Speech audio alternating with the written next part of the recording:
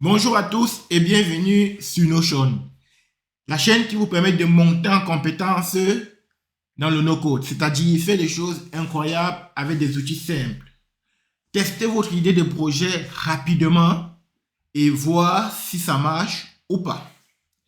Aujourd'hui, nous allons voir comment utiliser les raccourcis clavier dans Notion.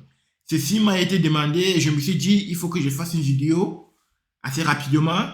Pourquoi? Parce que c'est très important et ça permet d'aller très vite lorsqu'on travaille sur des templates ou sur son projet tout simplement.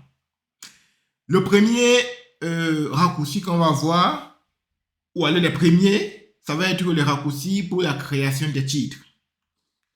Pour créer un titre, en réalité, on utilise JS. Un JS, c'est le titre de type 1.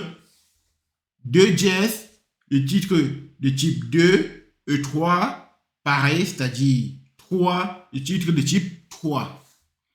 Sans plus tarder, regardons ce que ça nous propose. Je mets un JS et je fais entrer. Là, on me dit header 1. Donc, c'est le titre de type 1. Type 1.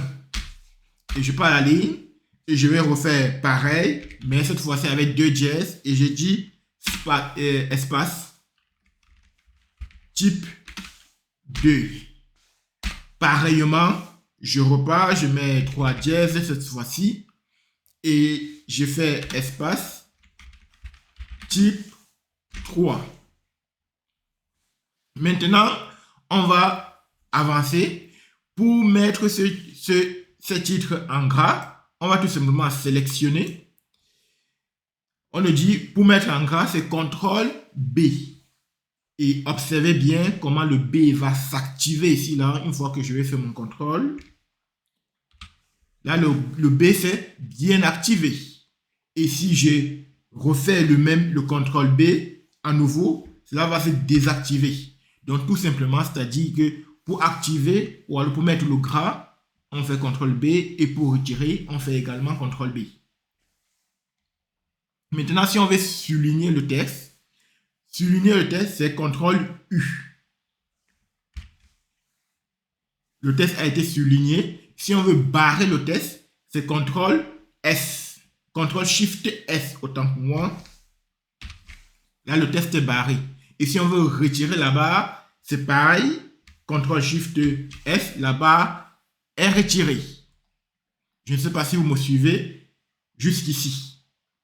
Et à chaque fois qu'on fait une action, vous pouvez voir que vous avez déjà le raccourci là et que cela s'active ou se désactive. Donc, on va continuer comme je le disais. Si par exemple, on veut créer une liste à puces, il suffit de venir là. Il y a plusieurs manières de le faire. Si on veut effectivement les puces, comme en anglais bullet point, on va tout simplement même mettre étoile et on va faire espace. Là, ça nous crée une liste à puces. On va dire 1, 2, 3. Mais si on veut plutôt une liste numérotée, on va tout simplement faire 1, point et espace. Là, on va faire 1, 2 et 3. Au fur et à mesure jusqu'à 4, jusqu'à ce que vous n'ayez plus besoin. Maintenant, on va voir une toute autre chose. C'est-à-dire que si par exemple, je veux copier le lien de cette page,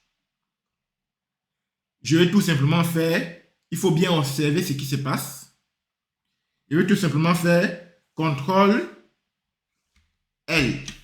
On me dit ici que copy link to clipboard. Donc, le lien a bien été copié. Et si je m'en vais sur un navigateur,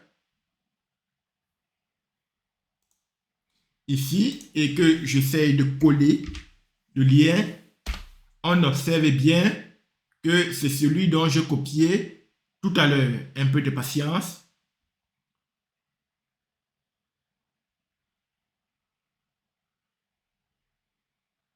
Effectivement, c'est celui que je copiais tout à l'heure. Donc, voici quelques raccourcis que je voulais voir avec vous. Et ça, c'est rien qu'un avant-goût. Je vous prépare une vidéo beaucoup plus étendue et beaucoup plus conséquente que ça, avec beaucoup plus de raccourcis. Et cette fois-là, ça va aller beaucoup plus vite parce qu'il y aura beaucoup de choses à voir. Donc, je vous donne rendez-vous pour très bientôt.